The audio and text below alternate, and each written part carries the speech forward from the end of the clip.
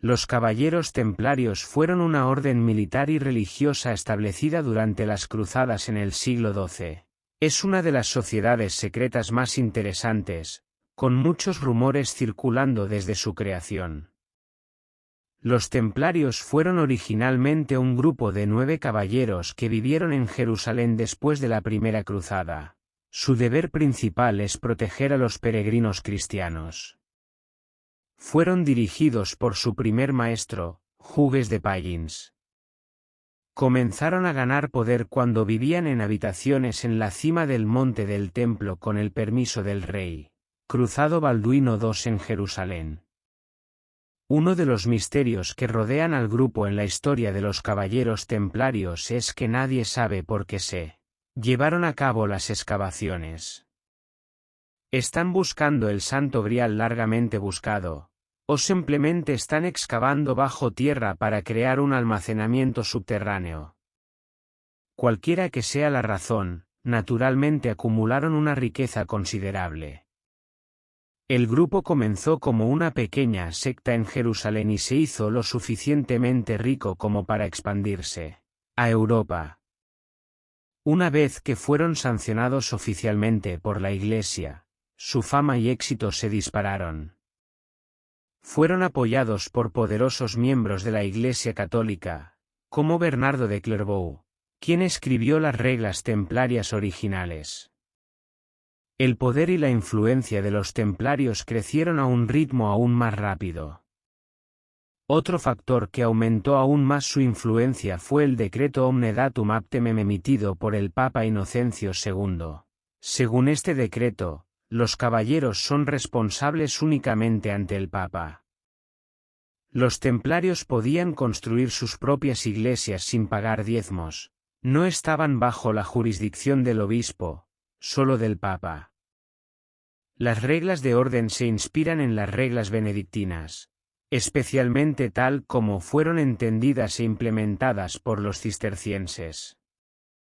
Los caballeros templarios hicieron un juramento de castidad y obediencia y, como los cistercienses y otros monjes, renunciaron al mundo. Al igual que los monjes, los templarios tenían deberes sagrados en todas las horas canónicas del día y debían obedecer los ayunos y vigilias del calendario monástico. Se encuentran a menudo en la oración y expresan una especial devoción a la Virgen María. No se les permitía jugar, maldecir o emborracharse, dormían, comían juntos.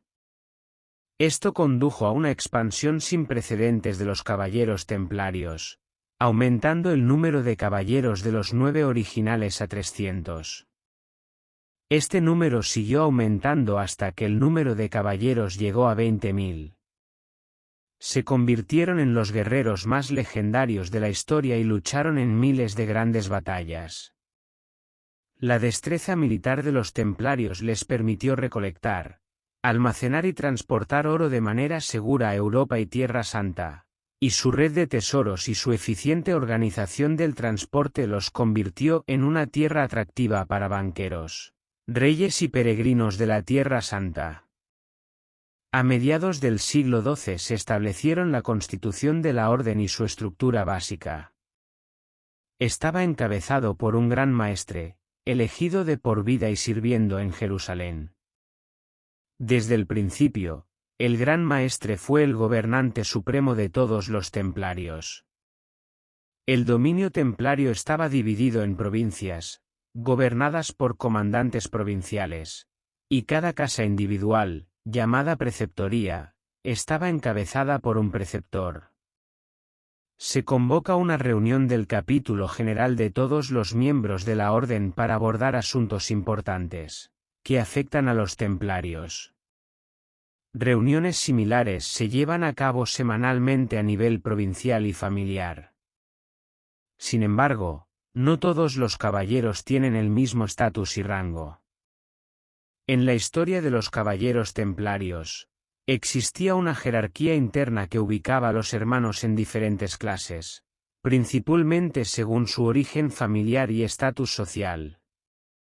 En el centro de la jerarquía están los 9 caballeros originales, conocidos como los Hermanos Caballeros.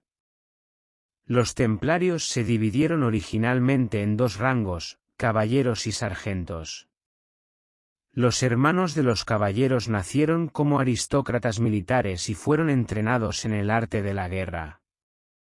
Ocuparon puestos de liderazgo de élite en la Orden de los Caballeros y sirvieron en las cortes real y papal. Solo los caballeros visten la insignia distintiva de los templarios, una túnica blanca marcada con una cruz roja. Secundarios vestidos con túnicas negras, servían como guerreros y sirvientes. Los templarios finalmente agregaron una tercera clase, los sacerdotes, que presidían las ceremonias religiosas, administraban los sacramentos y atendían las necesidades espirituales de otros miembros. Los escuderos también sirvieron como sirvientes de los caballeros y, a veces, lucharon para los templarios. El resto era un pequeño grupo de artesanos, sirvientes, dependientes y albañiles. Los albañiles responsables de la construcción de estos edificios pueden haber sido los fundadores de la masonería. Aunque los caballeros templarios son la parte más fuerte de los cruzados como tropas de choque, esta no es su única fuente de poder. Su poder provenía de sus actividades comerciales, que generaban suficiente riqueza para cubrir una vasta área desde Inglaterra hasta Siria, desde Portugal hasta Polonia. Los caballeros templarios ahora se contaban por miles, y se establecieron nuevos capítulos en toda Europa occidental. En las grandes batallas de las cruzadas, se sabía que eran feroces luchadores, impulsados por el fanatismo religioso, y no podían retirarse a menos que fueran superados en número. También crearon una red bancaria que permite a los peregrinos religiosos depositar activos en sus países de origen y retirar fondos en lugares sagrados. Junto con la riqueza donada y varias empresas comerciales, este sistema le dio a los templarios un enorme poder financiero.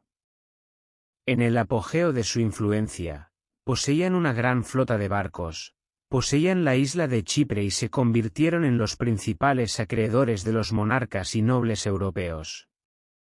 También fue en este momento que los caballeros adoptaron un código de conducta sensato y su estilo característico de vestimenta, el blanco habitual con una cruz roja. Los soldados musulmanes recuperaron Jerusalén a fines del siglo XII, cambiando el rumbo de las cruzadas y obligando a los templarios a mudarse varias veces. En las décadas siguientes, el apoyo europeo a las operaciones militares en Tierra Santa comenzó a decaer.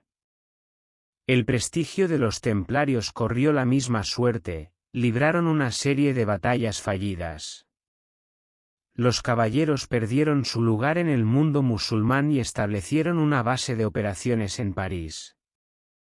Mientras tanto, el rey Felipe IV de Francia decidió revocar la orden, quizás porque los caballeros templarios se negaron a otorgar préstamos adicionales al gobernante endeudado y expresaron interés en establecer su propio estado en el sureste de Francia. El 13 de octubre de 1307, decenas de templarios franceses fueron arrestados, junto con el maestre supremo Jacques de Molay. Acusados de una serie de delitos que van desde herejía, culto al diablo y escupir en la cruz, fraude y corrupción financiera, los hombres fueron brutalmente torturados, incluido Jacques de Molay. Confesaron bajo coacción. Luego, el rey Felipe persuadió al Papa Clemente V, quien había expresado su preocupación por las iniciaciones y las prácticas secretas de los caballeros en el pasado, para que iniciara su propia investigación. Decenas de templarios fueron quemados en la hoguera en París en 1310 por retractarse de confesiones anteriores durante el juicio. Jacques de Molay sufriría el mismo castigo en 1314. Bajo la presión de Felipe, el Papa Clemente disolvió a regañadientes los caballeros templarios en 1312.